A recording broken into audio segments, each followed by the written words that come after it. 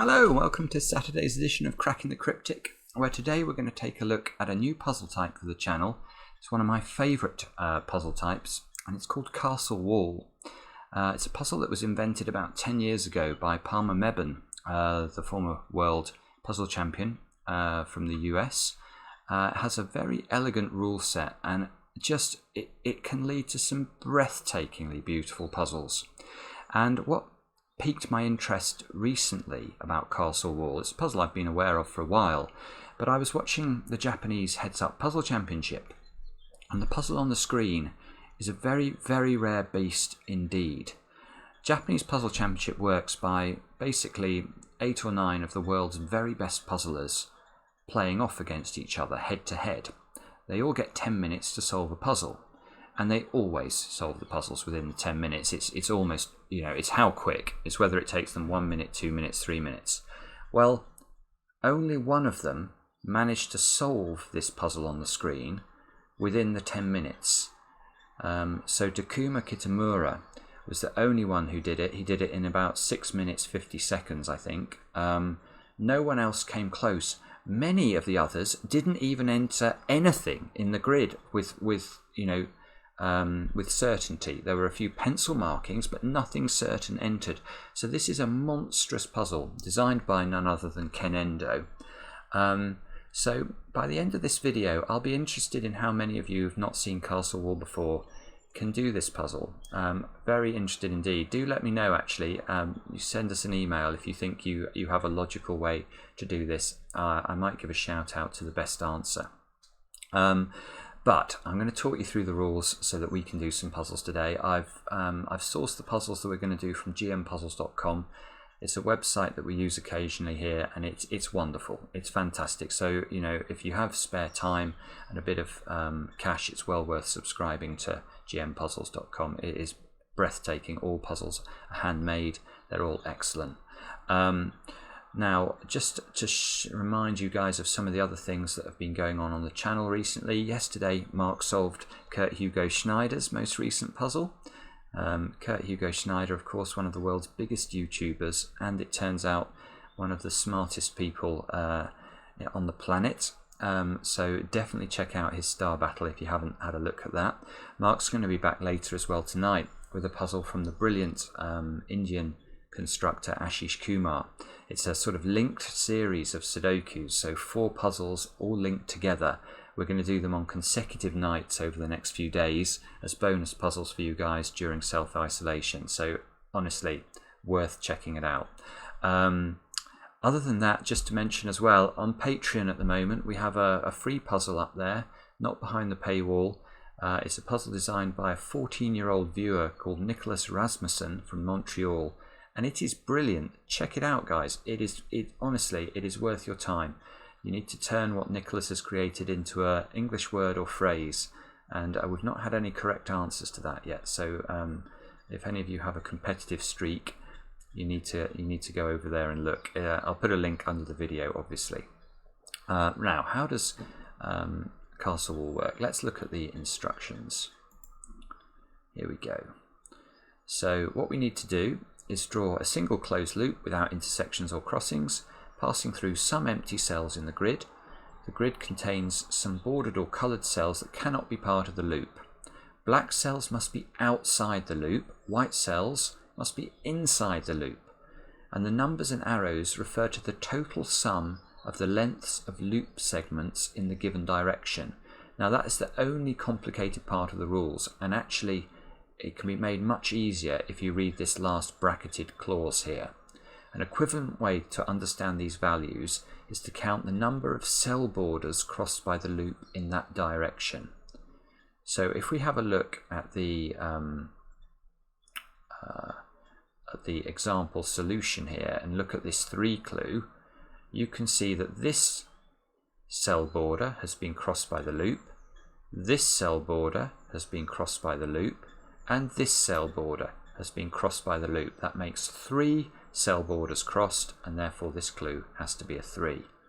And this simple set of rules can lead to some mesmerizing puzzles, and I hope today that you guys will agree with me that these puzzles are mesmerizing, although I haven't solved them before, so I don't know for a fact they will be mesmerizing.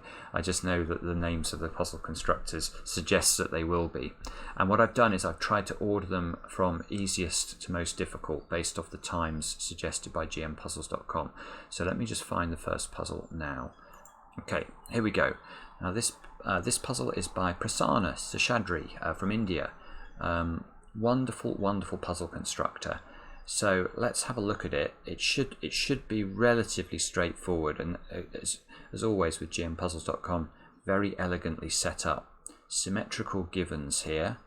So how do we start these puzzles? Well, the way I would suggest you start them is firstly by looking at the clues that are close to the cell or the boundary of the grid.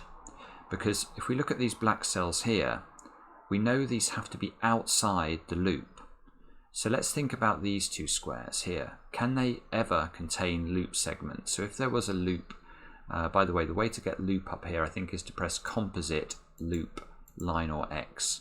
So is this ever going to work? And the answer obviously is no, because these black squares are now axiomatically inside the loop, which is against the rules. So what we can actually do at the start, if we want to, is we can grey in some cells as being unreachable by the loop, and that sometimes allows you to visualize more what the loop might be doing. Other things that we can immediately put in obviously are going to be white squares near the border of the grid. Those squares have got to be inside the loop, so we can put loop squares around them. Similarly here, these white cells need to be inside the loop, so the loop must go to the right hand side of them. There's a 1 clue here, so one cell boundary must be crossed by the loop in this vertical direction. Well, there's only one cell boundary that could possibly be crossed by the loop, and it's that one. This 0 clue, look, neither of those cell boundaries can therefore be crossed. 0 clue here as well. Let's put that in. Okay. 1 clue here, let's put that in. 1 clue here, we can put that in too. 1 clue there, we can put that in. So the next thing we need to do, I think, is to consider the interaction between black squares and white squares. So we need to make sure that the loop divides the black squares from the white squares. So look at, for example, this boundary here. It's clear that the loop must come up through there, because if it doesn't, this black area here and this white area have to either both be in the loop or both out of the loop, and that's not going to work. We must make sure that the white squares are in the loop and the black squares are outside the loop, so we can actually draw in a couple of line segments here. Similarly here, there must be a line segment dividing this black region from this white region. Similarly here, look. Similarly there. Now we might not necessarily know how the loop extends past these boundaries, but we do know for sure it must delineate the white squares from the black squares. Now, this 1 clue has suddenly become very powerful, and this 1 clue here, because we've crossed a boundary here once, and that's the maximum number of times we're allowed to in this direction. So all of these boundaries can be x'd. All of these boundaries can be x'd, and that's going to allow us to draw more loops in. Look, we have to go up here because of the x here. We have to turn down here. We have to continue this line here. We have to do something similar there. Look, that's got to turn down. That's got to go down 2. That's got to go down 2. And then one thing we must try and do is to make sure that we keep track of which clues we've used and which clues we haven't used. So the clues we've not used yet are these 2 6s. So I think that's where we're going to have to look now. So what we need to do first is to count how many cell boundaries there are in this direction. There's 1, 2, 3, 4, 5, 6, 7. Right, so this clue has 1 degree of freedom. There are 7 boundaries and we need to cross 6 of them. Right, this is very clever. So now we can look at this little loop segment here. Because this hits a wall, therefore it's going to turn. And it's either going to turn there, or it's going to turn here. And you may say, well, why does that matter? Well, it matters because if we think about it, whichever way it turns, the other side of the turning is no longer a cell boundary that can be crossed. We can't then do that because the loop would branch. So if it goes that way, this cell boundary can't be crossed. If it goes this way, this cell boundary can't be crossed. So one of these two cell boundaries is not crossed. Now we know that the clue only had 1 degree of freedom, so all of the other cell boundaries must be crossed. Isn't that lovely? So all of those have to be crossed, and that actually determines which one of these cell boundaries isn't crossed, so it must do that. Now this can't turn upwards. If it turns upwards, we're going to close a loop, so it must turn downwards. That means this must come this way, look. This must come this way. That has only one way to go, and all of a sudden we're starting to make a bit of progress. Now, presumably this 6 clue works the same way, yes, because we have exactly the same trick here, look. So we can fill in 1, 2, 3, 4, 5, like that. That must do that. That must come this way. That must therefore go upwards. You can see if this connects here, we're closing the loop, so it doesn't. That must come that way. This must come out. This must come out. Now look at this little loop we've almost created. We mustn't close it. So that squares an X. That must move upwards. This is another loop we've almost created. So that must be an X. Oh, it's just beautiful, isn't it? And that's the way the puzzle finishes. So Prasanna's puzzle, it was relatively straightforward, but no less elegant for that. Absolutely beautiful. Now let's go to the next puzzle. Now this one is by Serkan Yürekli. And there's no, I think, more respected name in the world of puzzle setting than Serkan. So you can see we've got a plethora of white squares on the right hand side and a plethora of black squares on the left. So let's do what we did last time. Let's grey in some cells. Obviously the black squares can't be inside the loop, so we can draw a few in straight away. And the white squares must be inside the loop, so we can draw some loop segments in. Let's fill all those in. This boundary can't be crossed because of the 0 clue. And we need to delineate this white square from this black square, so that's forced. But here we've got to be careful because we've got a whole load of white cells on the right hand side where we mustn't change the parity. So if there was a loop segment there, for instance, you can see that this side of the cell could be in or out, but this side would be the opposite. Now that's not allowed. These are both white squares. They must have the same parity as regards the loop. So there's no way we can cross some of these boundaries. Let's put in some crosses to indicate that we can't cross certain regions of the grid. All of those are impossible.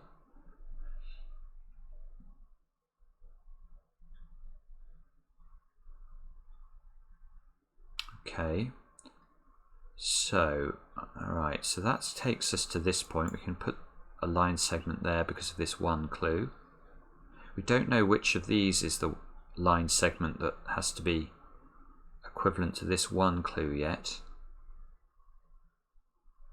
Now,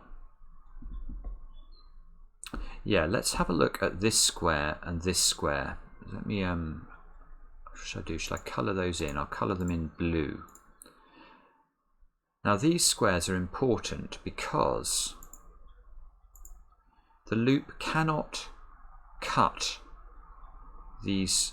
It can't do that because that's obviously saying that this cell has a different parity as regards the loop to this cell. Now that's not what we're not saying is it is totally possible for the loop to come into this square. It just must always turn before it goes out the other side. So you can see now, if we stare at the grid, there is sort of an artificial wall that is making its way all the way up to here. Oh, this is beautiful. This is beautiful. So now, let's think about this 4 clue. If we try and make the 4 line segments, 1, 2, 3, 4, those 4 line segments, that's absolutely impossible, because we know if the loop turns that way, it must turn up, and that's going to close off the loop. And if it turns this way, it's going to make a very small loop. So that is just not going to work at all. Oh, I don't know what's going on now, but these 4 line segments aren't possible. So this one must be in. Now again, now this can't turn back on itself or it makes a small loop, so it has to come this way. So all of, now that forces this cell up into this square because it mustn't close the loop, and we know it can't cross, so it must turn that way. It mustn't join up yet. It mustn't join up yet. So it comes to here. And the 4 clue now, how are we going to fulfill that? We need 3 line segments and we've got 4 possible cell boundaries to cross. So is it ever possible that the loop doesn't enter this square? Well, clearly not, because 1, 2, 3, that's not enough line segments to complete this 4 clue. So it's always going to have to come up into this square, and therefore it must continue 2 squares. So how does this loop segment get out? Well, the only way is if it comes out back out this way, because it can't come down here. And now, so now to get out, it's got to come round there, look. And by doing that, this line segment is not used, so this one must be. It's just beautiful setting. And again here, we mustn't close the loop, so it comes into a blue square which it can't cross. This is why castle wall puzzles and clever castle wall puzzles are just beautiful. Look at this. We can continue this all the way to there. This 2 clue is fulfilled by this 2 segment, so it must turn down.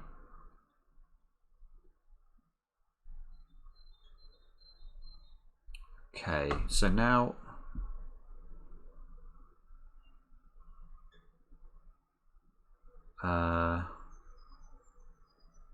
how do we do the rest of this? So this area up here is sort of isolated. We've got 2 ends of the loop coming into this area, and we've got 2 unfulfilled clues. We've got this 1 clue and this 1 clue. So if this is the line segment referred to by this 1, the loop would have to do that, but now this has to extend another line segment. So that is totally wrong, because now that clue is broken. It's got 2 line segments. So this is not in. So this one must be. Now the 1 clue is fulfilled. It can't come left, so it must turn back. It can't come up here. That would be another line segment. So that's how the top works. We've just got to figure out this bottom bit now. We've got a 1 clue there. That's got to be in. So we've got 1, 2, 3 of this 5 clue used up. And we've got a 3 clue here. 1, 2 of that. So how does that work? So this is interesting, isn't it? Because if this line segment is in like this, it enters a sort of walled off area that would force all of those line segments to be in. And now this 5 clue is full. And we mustn't close the loop here. So this would have to turn down. That would have to turn up. This would have to turn up. This would come round, and probably this is actually the correct solution, isn't it? Looking at this, because now the 3 clue works, the 5 clue works. This has to turn down, that has to turn down, and we must only have 1 line segment like that. So that is the correct solution, but actually I think we should just check the other way doesn't work. I don't like doing things like that otherwise. Those of you who watch the channel will know I'm not a big fan of just random guessing. So let's try and figure this out a bit more logically.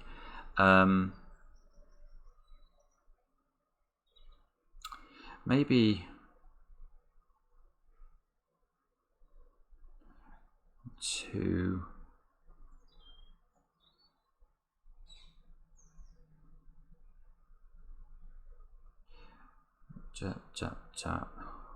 Yeah, you can see what happens is if this extends one further like this, it has to come in here.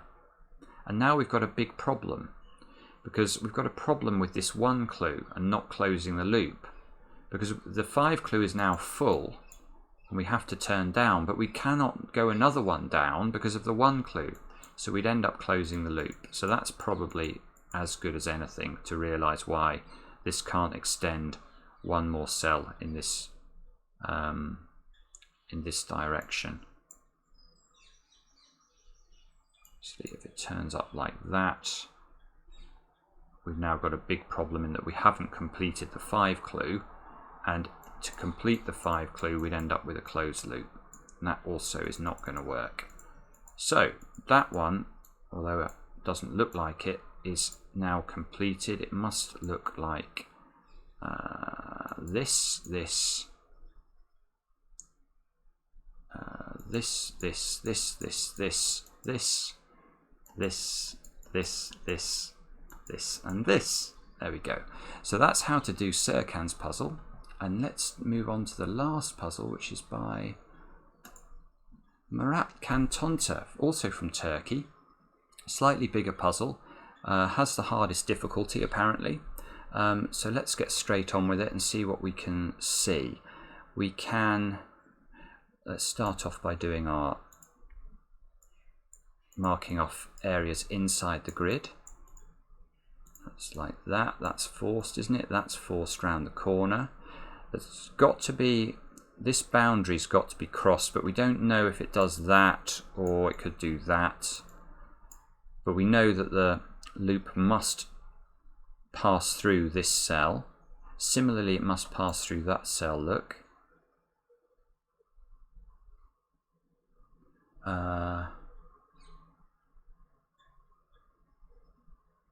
Right, hang on a sec. What else am I missing here? Oh, the 0 clue. Let's look at that. Yeah, so all of these line segments or cell boundaries can't be crossed, so this must extend one further this way.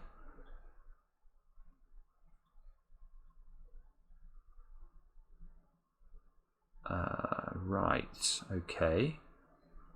Hang on a sec. I'm not spotting what I'm meant to do here. Oh, there's one there we can put in.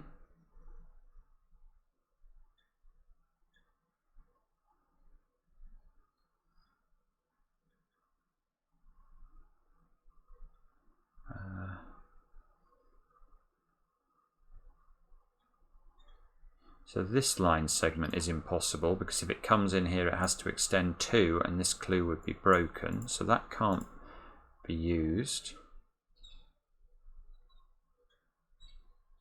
Oh, right, and I see there's something going on with these 3 clues.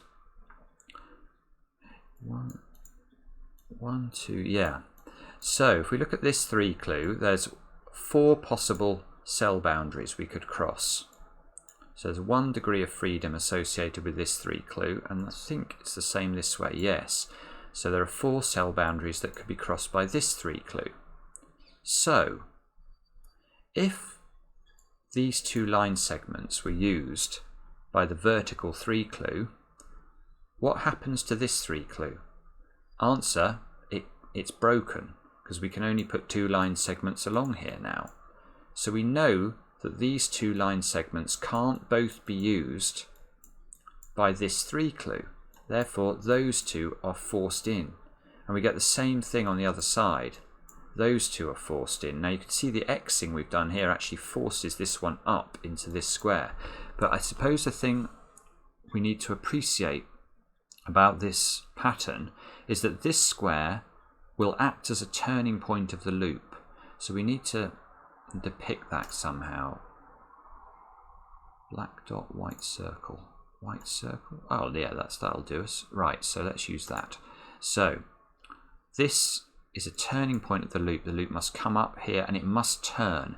We know if it continues and comes straight through, this 3 clue is unfulfillable. So we can place an X here. This must turn. And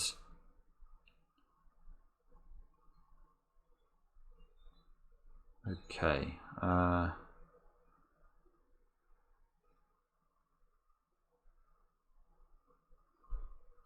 not actually sure that I can tell which way this now goes. This this square we can label blue, can't we? Because that is a square that can't be crossed by the loop for the reasons we talked about in Serkan's puzzle.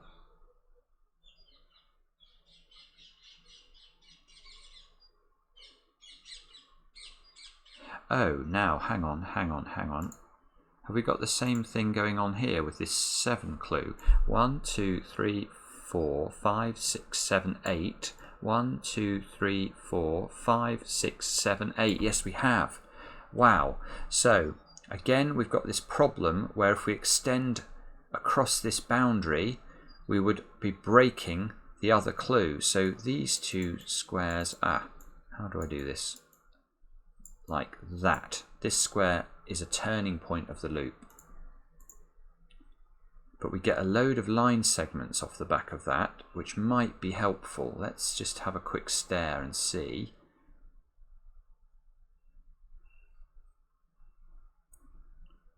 Well,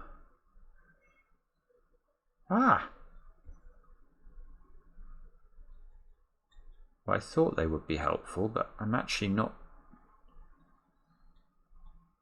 I'm not sure I know which way any of these ends now turns. But we've got this. Yes, we've got a theme going on in this puzzle because look, we've got 5. Is this 5? 1, 2, 3, 4, 5. Yes, we've got the same thing going on again with these 5 clues. This is lovely, isn't it? Absolutely beautiful. So we know that these 2 line segments are in, these 2 line segments are in, these 2 are in, and these 2 are in. Whoops, I just can't click. That's the problem. So this is a turning point again. And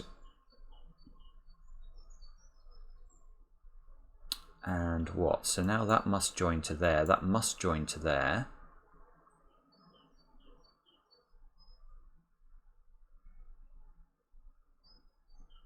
And now this 7. How do we... 2, 3... Oh, it's beautiful. So these sort of hard boundaries we've created in this row force this 7 clue. 1, 2, 3, 4, 5, 6, 7. Oh, don't tell me. Does that force these 6s? Oh, this is beautiful. Yeah, these 2 6 clues now. 1, 2, 3, 4, 5, 6. Yes. And this is going to be the same, isn't it? 1, 2, 3, 4, 5, 6. Yes. That mustn't close the loop there. So that forces all of this round. That can't close. Oh, it's gorgeous. So now, oh, the 2 clue. This square can't have a boundary crossing, so those 2 must be in.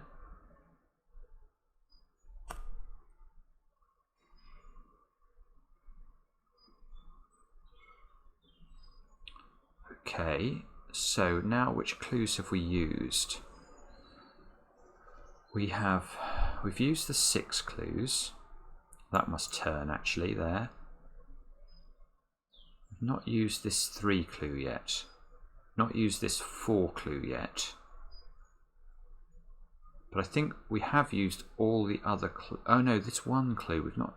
Oh yeah, the 1 clue. Look. Beautiful again. This little line segment here is massive because it hits a boundary, it hits the wall, so it's going to turn either that way or that way, and that's going to use up this clue. So, oh, this is very nice now. So all of these boundaries can't be crossed, so this has to extend there, that has to extend there, which completes the turning here. This can't turn down now, it'll close the loop, so that turns up, that turns right. This boundary has to be crossed and can't be, we know this is now coming in from this direction. Oh, this is just absolutely gorgeous setting. But this could either come up or go right, I suppose. So we don't quite know how this resolves itself.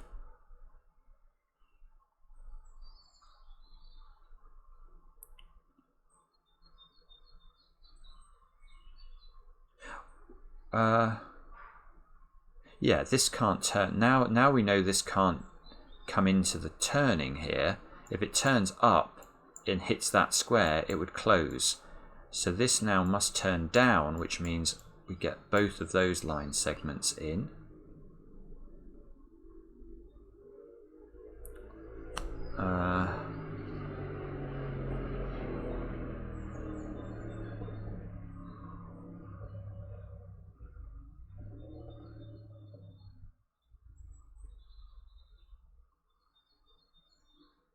So if this got a 3 clue here, so if this turned down 1, 2, 3, it would use up all of the 3 clue, which it can't, because look, we've got the same thing again. This line segment hits a wall and therefore is going to turn that way or that way. That's definitely going to use up at least 1 cell crossing.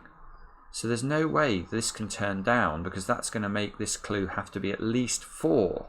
So this must not turn, it must continue, which means that continues, which means this now can't turn down, because if it does, it's isolated. Oh my goodness. So that's got to come in there now, because we know the loop turns in this square.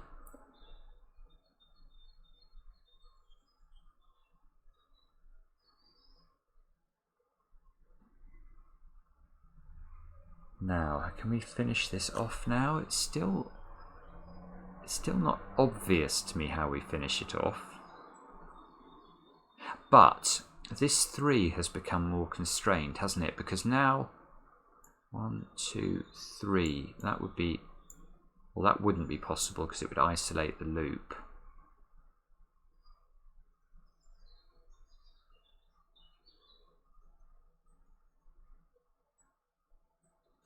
But this boundary is not available anymore because this cell is not available.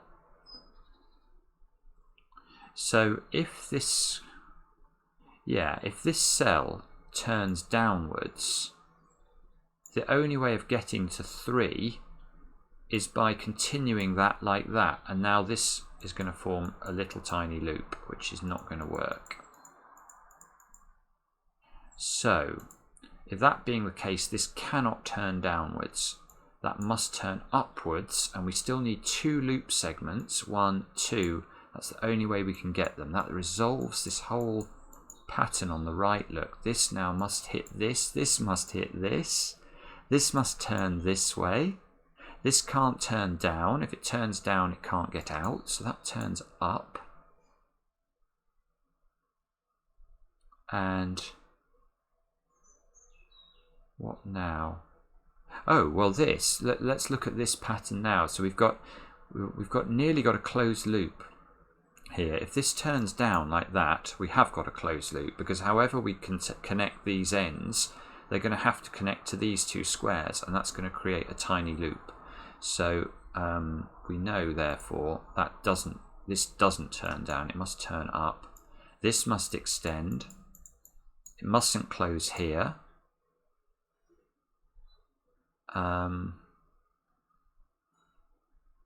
So it must turn down, that must turn that way.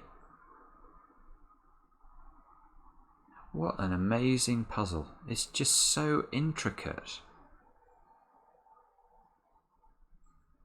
So how do we finish this now? Let me just have a quick stare at this.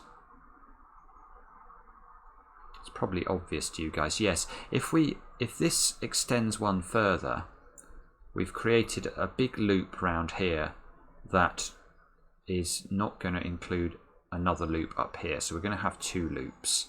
That's not allowed. So this square actually is also not, we can't cross that boundary. So that's going to move up there like this. That forces this one to come in because we know there must be a turn of the loop in this cell. Now we know that turn cannot create a small loop, so it must come this way. How do we now fill this one clue? There's only one way we can do it, and that's if that joins like this. This now turns here. Oh, we've still not done this 4 clue. And again, we mustn't create a small loop. And if this turns up, we're going to create a small loop like that. So we mustn't do that. That cannot turn up. This must continue. That creates 1, 2, 3, 4. We've now got our line segments, which forces this one up, forces this one down. It mustn't close. Oh, it's just fantastic. Murat again coming up trumps with an absolutely epic puzzle. Guys, I hope you enjoyed that. Don't forget to have a look at the impossible one by Ken.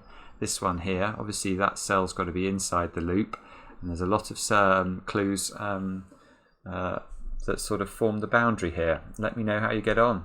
Thanks for watching, and we'll be back later with another edition of Cracking the Cryptic.